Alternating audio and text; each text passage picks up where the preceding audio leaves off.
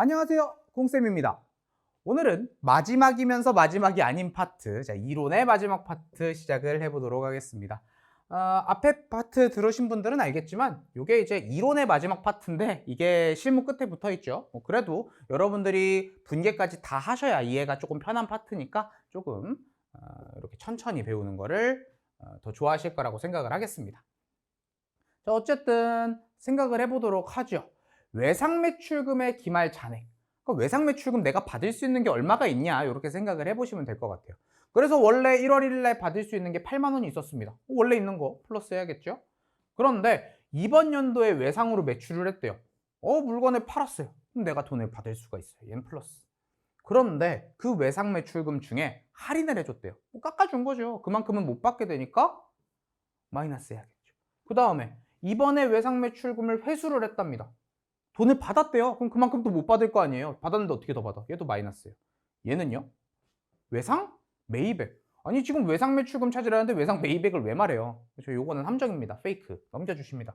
그래서 48만 원에다가 24만 원 빼고 2만 원 빼가지고 22만 원이 정답이 되겠습니다. 1번의 정답은 3번입니다. 이 친구가 아마 우리 당좌자산 파트 할 때도 있었을 거예요. 그 문제가 똑같이 있는데 아마 그 파트 할 때는 이해가 안 되셨을 거예요. 이 외상매출금이 뭐고 외상매입금이 뭐고 기억도 잘 안 나실 거니까. 근데 지금은 분계 다 하고 왔으니까 충분히 이해를 할 수 있는 내용일 것 같아요. 그 다음에 단기매매증권의 취득금액을 계산하시오라고 했습니다. 자, 취득원가. 우리가 물건을 구매할 때 수수료 비용 또는 뭐 운반비, 매입 시 취득 부대 비용이 들어가면은 물건값에 원래 포함하라는 게 정상이었습니다. 그런데 유일한 예외 사항이 하나가 있다 그랬죠. 단기 매매 증권을 구매할 때 나오는 수수료 비용은 따로 수수료 비용으로 처리를 한다라고 했습니다. 물건값에 포함을 하지 않고요. 유일한 예외 사항이었습니다.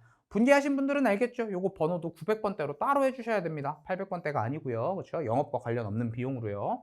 어쨌든 액면가액은 사뿐히 무시해 주시고 500주 곱하기 12,000원 해가지고 600만 원인가요? 600만 원.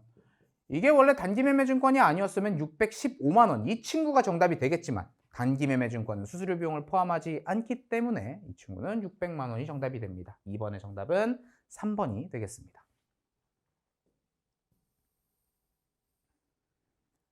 그 다음 3번입니다. 요것도 마찬가지네요. 단기매매증권에 대한 자료입니다. 이렇게 했고요. 옳지 않은 거라고 했습니다. 맨 처음에는 뭐로 발생했는지 안 썼어요. 단기매매증권 1000주를 주당 15,000원에 매입을 하였다라고 합니다. 액면가액은 무시해야 되죠? 그러면 1,500만 원인가요? 자, 단기매매증권이 1,500만 원으로 기록이 되어 있습니다. 이렇게 기록이 되어 있어요. 그 다음에 수수료. 자, 단기매매증권과 관련된 수수료는 수수료 비용으로 따로 써준다라고 했었습니다. 그래서 수수료 비용. 그런데 영업활동과 관련 없는 900번대로 써야 된다 그랬죠. 900번대 수수료 비용이 8만 원이 발생을 하고 요거를 보통예금으로 지급을 했습니다.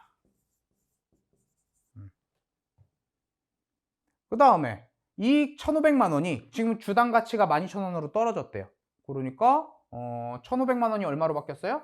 1,200. 그럼 마이너스 얼마? 300이 됐겠죠. 자, 여기까지 가정을 하고 생각을 해봅시다. 자, 보통예금은 감소를 했습니다. 왜죠? 보통예금 떨어졌잖아요. 보통예금 감소했고요. 그 다음에 영업의 비용 900번대 발생을 했죠. 900번대 발생했고 취득할 때 원래는 수수료 비용을 포함해줘야 되지만 단기매매증권은 예외라고 했기 때문에 그대로 1,500으로 적어줬었습니다. 여기까지도 정답. 그런데 단기매매증권 평가손실 지금 얼마만 떨어졌어요? 300만 원만 떨어졌죠. 수수료 비용이 포함이 안 됐으니까요. 얘는 뭐예요? 수수료 비용까지 포함해가지고 없애버리겠다는 소리니까 이게 틀렸죠. 그래서 3번의 정답은 4번이 되겠습니다. 요거 단기매매증권에 관한 거 굉장히 많이 나와요. 근데 2급 수준에서는 이제 수수료 비용에 관련된 것만 많이 나오니까 그거까지 알아주시면 좋을 것 같습니다. 또 나왔네요. 또 수수료 비용 나왔죠. 자, 액면가액 사뿐히 무시해 주시고 1,200만 원으로 기록을 했습니다. 수수료는 원래는 포함을 해야 되지만 단기매매증권은 제외한다고 했으니까 무시. 그래서 취득가액은 얼마예요? 200이다 라고 하는 겁니다. 그래서 4번의 정답은 3번이 됩니다. 액면가 무시하는 거, 수수료 비용 포함 안 하는 거, 이 정도만 알아주시면 될 것 같아요.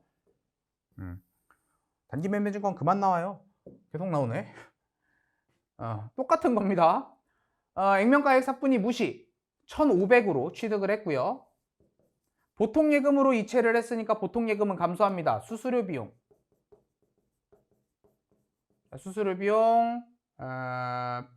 900번대 50만 원하고 보통 예금 나오고요.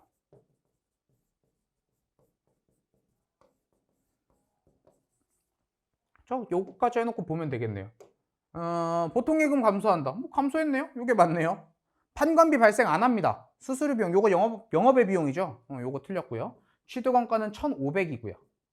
그 다음에 거래 수수료는 취득원가에 가산한다는 건 물건값에 포함시킨다 그랬는데 수수료 비용으로 따로 쓰잖아요. 그러니까 요것도 틀렸습니다.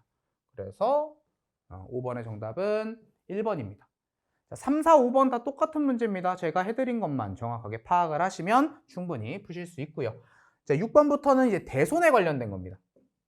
자, 이 대손도요. 여러분들이 그 대손 분계 있죠. 그 분계만 정확하게 익히고 오셨으면 틀릴 일이 없어요. 그냥 분계 어떻게 하는지 확인만 해주시면 될 것 같습니다.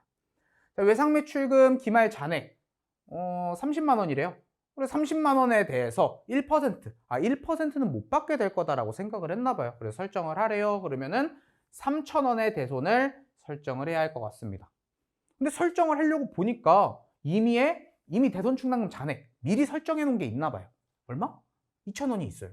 그러면 3,000원을 설정하고 싶은데 2,000원이 있습니다. 난 얼마만 설정하면 돼요?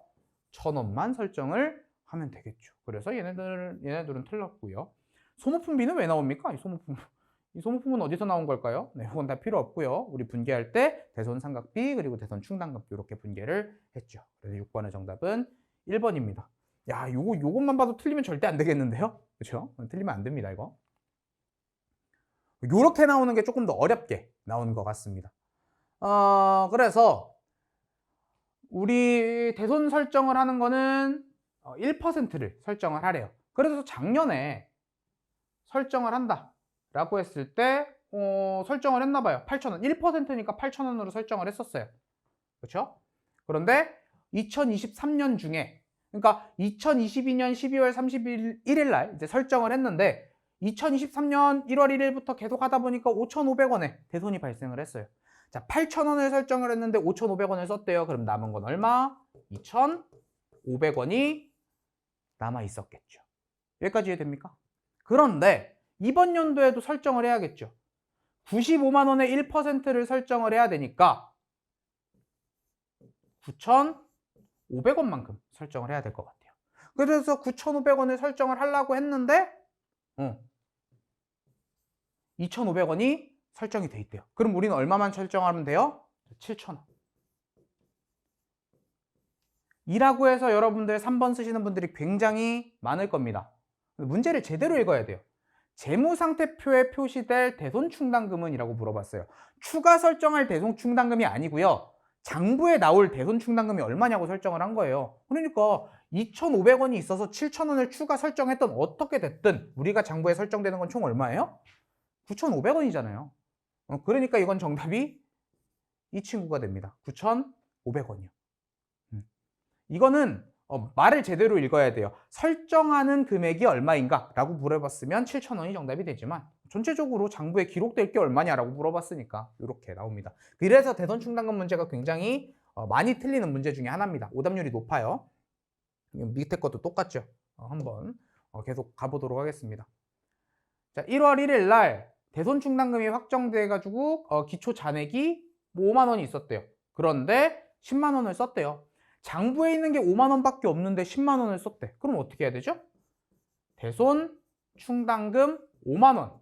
모자라는 건 대손 상각비 5만 원 쓰신 다음에 합쳐서 뭐 매출채권 쓰겠죠. 원래는 외상매출금이나 받으러 쓰지만 합쳐서 할 때도 있습니다. 네, 이렇게 하겠죠. 그럼 등장 안 하는 거. 대손 상각비, 대손 충당금, 매출채권 나왔는데 현금 안 나왔네요. 그래서 8번의 정답은 1번이 되겠습니다.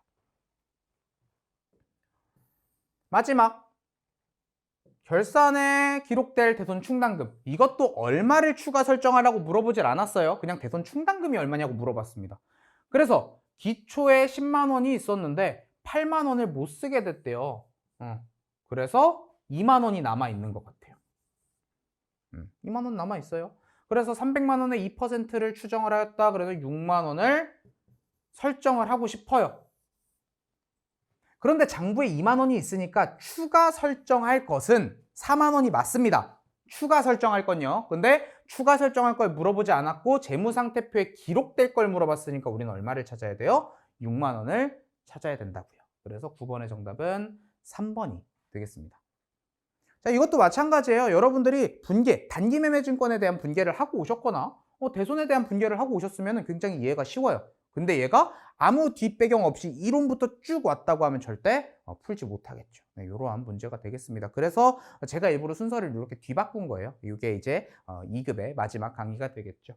어쨌든 뭐 이거를 연속으로 보시는 분이 있을 수도 있고 요거를 마지막으로 보시는 분들이 있을 수도 있지만 여러분들 어쨌든 고생하셨습니다. 공부하시느라 너무 고생하셨고 요게 이제 마지막 강의가 아니잖아요. 1급도 있고 세무 2급도 있고 그 뒷 자격증 강의도 있으니까 다른 자격증에서도 저는 여러분들을 계속 기다리고 있겠습니다. 공부하시느라 너무 수고하셨고 저는 그러면 다음에 또 뵙기를 기대하고 있겠습니다. 여러분들 수고하셨습니다.